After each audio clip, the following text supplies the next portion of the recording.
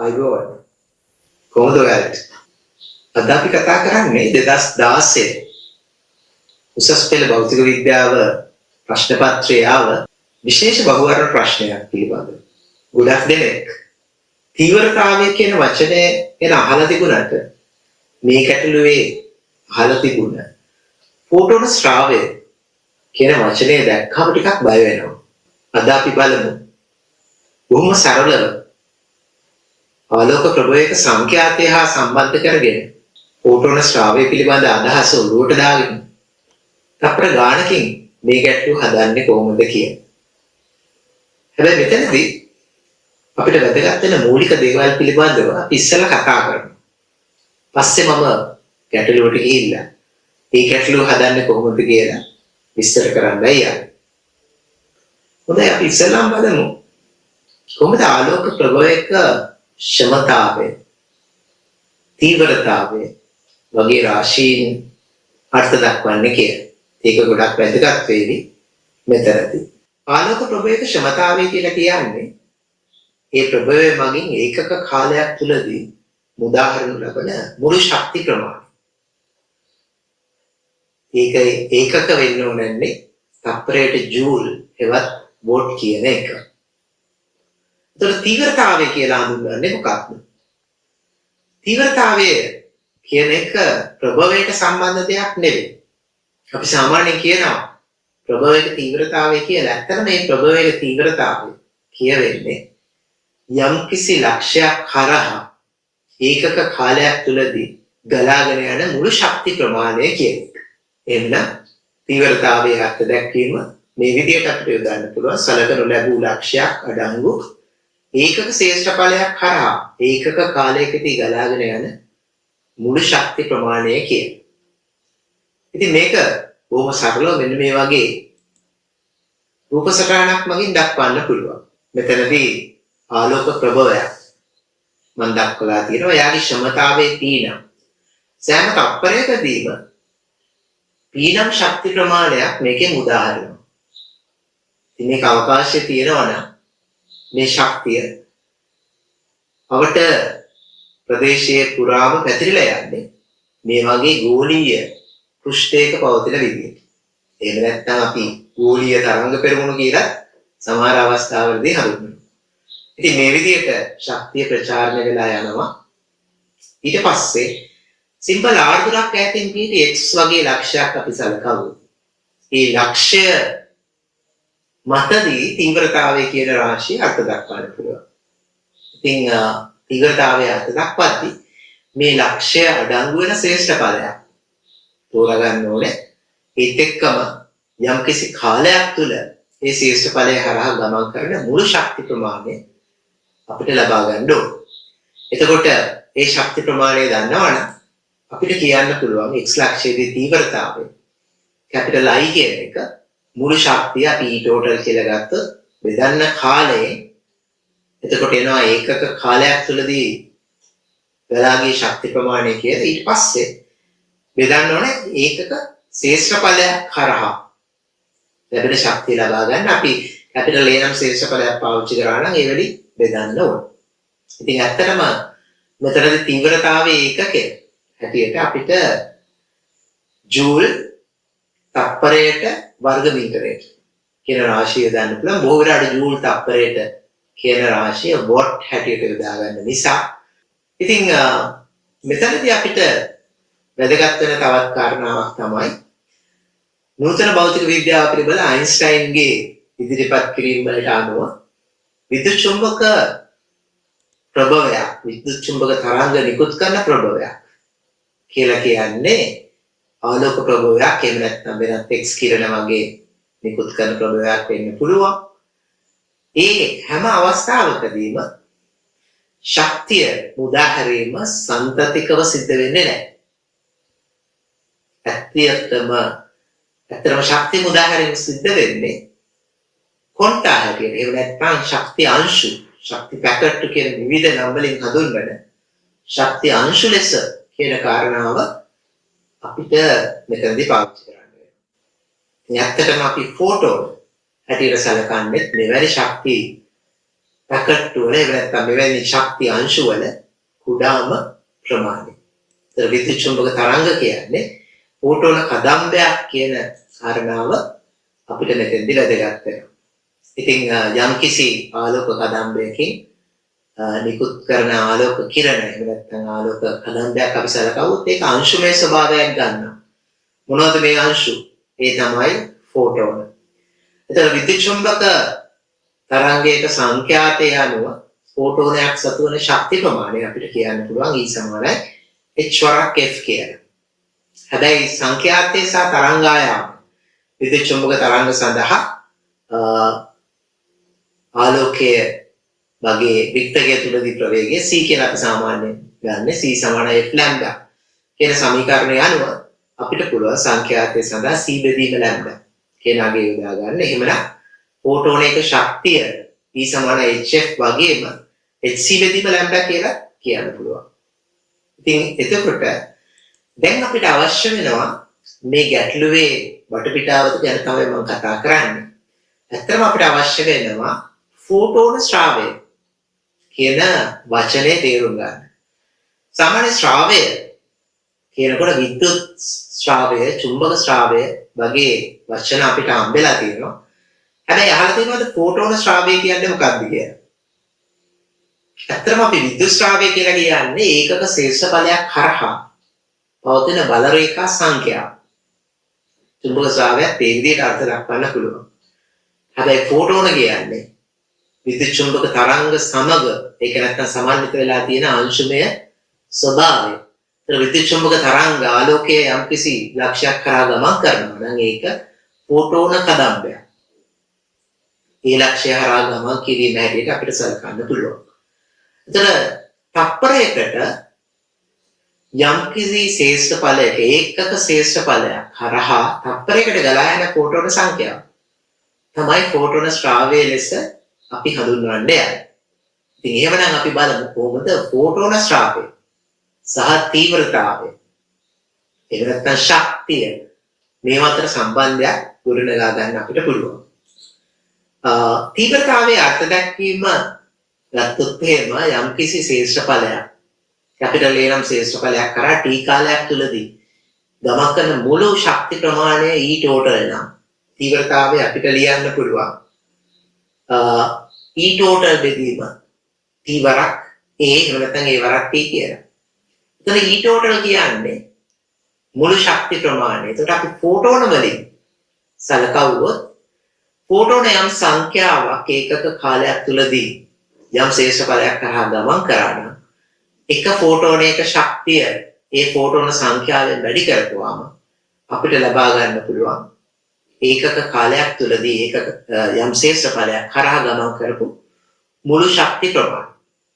right? එතකොට අයි වෙලාවේ E total බෙදීම t වරක් A කියන සමීකරණේ E total වෙනුවට මම දාලා තියෙනවා n වරක් hf කියලා.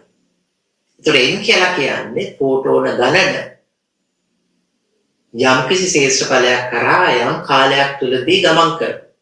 එහෙමනම් තීව්‍රතාවයේ අර්ථ දැක්වීම n වරක් hf බෙදීම t වරක් a කියන එකෙන් අපිට පුළුවන් ද යම් ශේෂ්ඨ ඵලයක් කරා යම් කාලයක් තුලදී ගමන් කරපු ෆෝටෝන සංඛ්‍යාව තියෙන නිසා ඒකක ශේෂ්ඨ ඵලයක් කරා ඒකක කාලයක් තුලදී ගමන් කරපු ෆෝටෝන හේවත් ෆෝටෝන ශ්‍රාවය හොයන්න. ඇත්තටම පුළුවන්. මෙන්න මේකේ n වලගේ t වරක් k වලින් බෙදුවාම අපිට ලැබෙන්නේ ෆෝටෝන ශ්‍රාවය.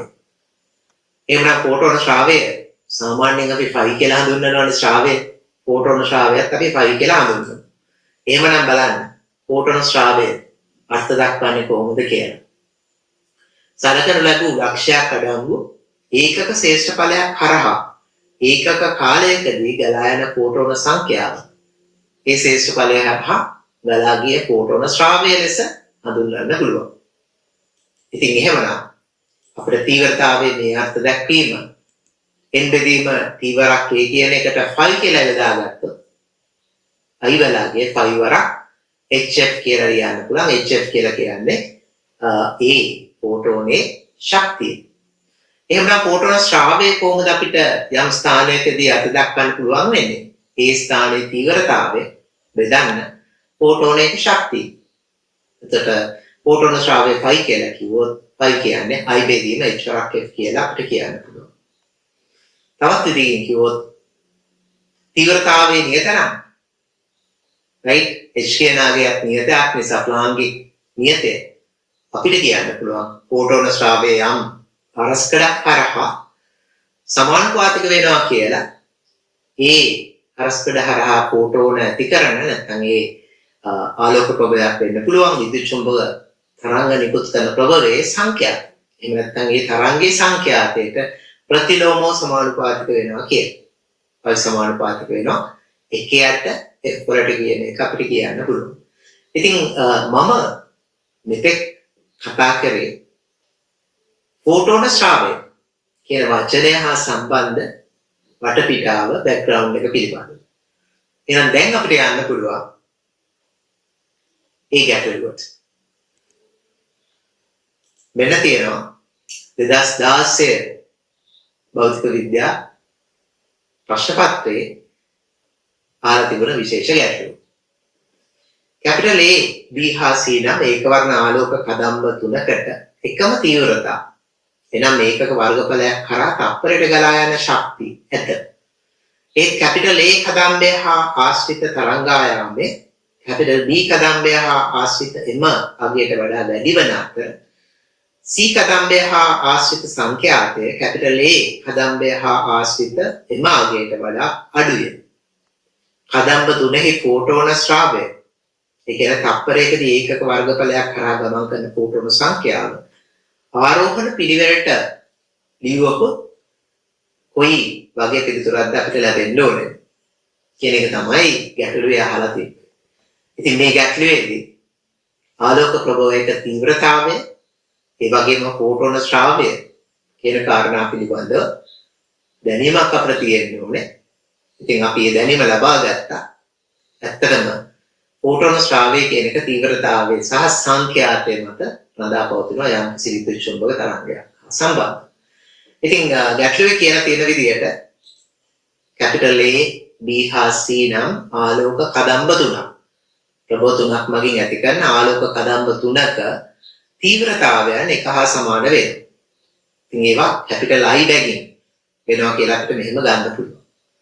ඒ වගේම මෙයාලගේ සංඛ්‍යාත එහෙම නැත්නම් තරංගායාම පිළිබඳ සම්බන්ධයක් අපිට දීලා තියෙනවා. එහෙනම් A කියන කදම්බේ ආශ්‍රිතව තරංගායාමයේ ලැම්ඩායි සංඛ්‍යාතයේ වේ කියලා. B කියන කදම්බේ ආශ්‍රිතව තරංගායාමයේ හා සංඛ්‍යාතයේ පිළිවෙලින් ලැම්ඩා B සහ FB හැටියට C කියන ආලෝක කදම්බේ හා සම්බන්ධ තරංගායාමයේ ලැම්ඩා C ඒ වගේම සංඛ්‍යාතයේ FC කියලා අපිට ගන්න පුළුවන්. එතකොට අපිට කියනවා A කියන කදම්බය හා සම්බන්ධ තරංගායාමයේ B නම් කදම්බේ තරංගායාමයට වඩා වැඩි කියලා. එතකොට තරංගායාමයේ යම්කිසි ආලෝකයක වැඩි නම් තවත් ආලෝකයකට වඩා සංඛ්‍යාතය මොකද වෙන්න ඕනේ? ප්‍රතිවිරුද්ධ විදිහට තමයි වෙනස් වෙන්නේ. එහෙනම් සංඛ්‍යාතය අඩු වෙන්න ඕනේ. A කියන ආලෝක කදම්බේ සංඛ්‍යාතය B කියන ආලෝක කදම්බේ සංඛ්‍යාතයට වඩා අඩු වෙනවා. එහෙනම් සංඛ්‍යාත අතර සම්බන්ධය අපිට ෆෝටෝන ශ්‍රාවය හා සම්බන්ධව කතා කරද්දී වැදගත් වෙනවා. ඒ නිසා මම සංඛ්‍යාත අතර සම්බන්ධය තමයි මෙතෙන්දී හොයාගන්න යන්නේ A, B සහ C නම් ආලෝක කදම්බ තුන සඳහා. ඒත් එක්කම අපිට කියලා තියෙනවා C නම් ආලෝක කදම්බයට අදාළ සංඛ්‍යාතේ A සංඛ්‍යාතයට වඩා අඩුයි කියලා. එහෙනම් ඒකත් අපිට දීලා තියෙන දත්තයක් හැටියට ලියා ගන්න පුළුවන්. දැන් එතකොට අපිට කියනවා FA කියන එක FB ට වඩා අඩුයි. ඒ වගේම FC කියන එක FA ට වඩා අඩුයි. ඉතින් මේ සම්බන්ධතා දෙක අපිට එකම සම්බන්ධයක් හැටියට සකස් කර ගන්න පුළුවන්. විශේෂයෙන්ම අසමානතාවයක් තියෙන්නේ. FA කියන එක FB ට වඩා කුඩායි. ඒ වගේම FA ට වඩා FC කියන එක කුඩා නම් අපිට පේනවා මේක වැඩිම සංඛ්‍යාතයක් ලැබෙන්නේ B කියන කදම්බයට. ඒ වගේම අඩුම සංඛ්‍යාතයක් ලැබෙන්නේ C කියන කදම්බයට. A කියන කදම්බේ සංඛ්‍යාතේ B සහ C ගේ සංඛ්‍යාත අතර පවතිනවා. ඉතින් එහෙමනම් දැන් ෆෝටෝන ශ්‍රාවය හා සම්බන්ධ අදහස අපිට තියෙනවානේ. අපි දන්නවා මෙතෙන්දී තීව්‍රතාවය කියන්නේ මුළු ශක්තිය බෙදීම ශ්‍රේෂ්ඨ ඵලය සහ කාලය කියන එක. ඒ නිසා ටග්ගාල මුළු ශක්තිය කියන එකට ෆෝටෝන සංඛ්‍යාව එතන තියෙන්න ඕනේ. මොකද ෆෝටෝන කියලා කියන්නේ අංශුමය ස්වභාවයක් තියෙන දෙයක්. එතකොට මේ අංශුමය ස්වභාවය ශක්තිය අංශු හැටියට අපිට සලකන්න පුළුවන්. n සංඛ්‍යාවක් තත්පරයට යම් ශ්‍රේෂ්ඨ ඵලයක් හරහා ගලාගෙන යනවා නම් අපිට ෆෝටෝන ශ්‍රාවය කියන එක අර්ථ දක්වද්දී මුළු ශක්තියට n වරක් hf කියලා දාන්න පුළුවන්. ඒක බෙදීම t වරක් a තීව්‍රතාවයේ සාමාන්‍ය අර්ථ දැක්වීම. එතකොට අපි n බෙදීම t වරක් a කියන එක ෆෝටෝන ශ්‍රාවය හැටියට ගත්තොත් 5 i වලගේ 5 වරක් hf කියලා ගන්න පුළුවන්. එහෙම නැත්නම් 5 කියන්නේ i බෙදීම h වරක් f කියලා ලියන්න පුළුවන්. එහෙම නැත්නම් 5 වලගේ එකයට f ට සමානුපාතික වෙනවා. සංඛ්‍යාතේ පරස්පරයි. ඒ කියන්නේ වැඩිම සංඛ්‍යාතයක් තියෙන ආලෝක ප්‍රභවයේ ශ්‍රාවය අවම වෙන්න ඕනේ. අන්න ඒ වගේ අදහසක් තියෙනවා. එහෙනම් මෙතෙන්දී c කියන ආලෝක ප්‍රභවයට තමයි අඩුම සංඛ්‍යාතයක් තියෙන්නේ. එයාගේ ශ්‍රාවය ෆෝටෝන ශ්‍රාවය වැඩිම වෙන්න ඕනේ. ඒ වගේම වැඩිම සංඛ්‍යාතයක් තියෙන b ගේ ෆෝටෝන ශ්‍රාවය අවම වෙන්න ඕනේ. එතකොට a ගේ ෆෝටෝන ශ්‍රාවය c සහ b අතර තියෙනවා. එතකොට වැඩිම අගය ඉඳලා අපි අනුපිළිවෙලින් ගත්තොත් වැඩිම ශ්‍රාවය තියෙන්නේ c ට, ඊළඟට a ට, ඊළඟට b ට. හැබැයි ගැටලුවේ අපෙන් අහන්නේ ආරෝහණව පටිපාටියට සකස් කරපුවම right මේ ෆෝටෝන ශ්‍රාව අගයන් වෙනස් වෙන්නේ කොහොමද කියලා. ඒ කියන්නේ ආරෝහණ කියලා කියන්නේ ක්‍රමයෙන් වැඩි වෙන විදිහට. අවරෝහණ කියලා කියන්නේ ක්‍රමයෙන් අඩු වෙන විදිහට. එහෙනම් ක්‍රමයෙන් වැඩි වෙන විදිහට මේ ෆෝටෝන ශ්‍රාවය සකස් කරගුවොත් අඩුම ෆෝටෝන ශ්‍රාවය තියෙන්නේ B ගේ, ඊළඟට තියෙන්නේ A ගේ, ඊළඟට තියෙන්නේ C ගේ. එහෙමනම් මෙන්න පිළිතුර. ඇත්තටම දෙවන පිළිතුර තමයි ඒ ගැටලුවට නිවැරදි පිළිතුර වෙන්නේ. මොකද ආරෝහණ පිටිවලට සකස් කරද්දී පළමුව B අවමාගයක් තියෙනවා, ඊළඟට ෆෝටෝන ශ්‍රාවය වැඩි A ගේ, ඒ වගේම වැඩිම ෆෝටෝන ශ්‍රාවයක් තියෙන්නේ C ගේ. ඒ නිසා ඔන්න ෆෝටෝන ශ්‍රාවය කියන අදහස අපේ ඔළුවට දාගත්තා නම් මේ ගැටලුව බොහොම පහසුවෙන් හදාගන්න පුළුවන්. ඉතින් ඇත්තටම මොඩර්න් ෆිසික්ස් එහෙම නැත්නම් නූතන භෞතික විද්‍යාව හා සම්බන්ධ මූලික අදහස් ශක්ති අංශු ෆෝටෝන වගේ දේවල් සම්බන්ධෙමුත් ඒ වගේම ශ්‍රාවය කියන පදය නැත්නම් ෆ්ලක්ස් කියලා කියන ශ්‍රාවය කියන අගය පිළිබඳව මේ ගැටලුවේදී විස්තර වෙනවා. ඉතින් අපේ ඉංග්‍රීසි මාධ්‍යයෙන් උසස් පෙළ හදාරන ශිෂ්‍ය ශිෂ්‍යාවන් සඳහා උදව්වක් වශයෙන් මම අපේ ගැටලුවේ සමරි එක ඉංග්‍රීසි භාෂාවෙන් ඉදිරිපත් කරන්න බලාපොරොත්තු වෙනවා. Hello students. Today we are looking at a 2016 AL Physics MCQ that catches many students off guard. Everyone knows intensity, but what happens when the examiner asks about photon flux? Let's break down why a weaker photon actually leads to a higher flux. So here is the question. 3 monochromatic light beams, capital A, B and C, have the same intensities. That is energy flow through unit area per second. However, the wavelength associated with beam capital A is longer than that of capital B. And the frequency associated with beam capital C is smaller than that of capital A. The photon flux, that is number of photons crossing a unit area per second of 3 beams, when written in the ascending order, it will be, there are 5 answers with different order, so we have to find the correct order. Photon flux represent the number of photons crossing a unit area per second. We relate it to intensity I using the formula capital I equal 5 times E.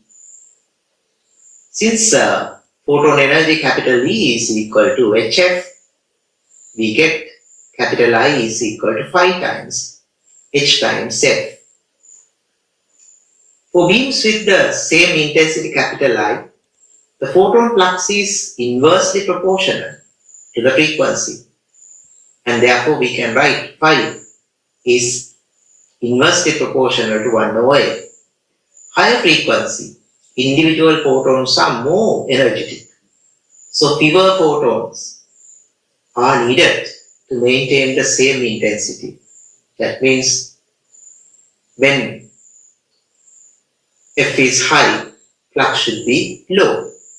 Lower frequency, individual photons are less energetic, so more photons are needed to maintain the same intensity.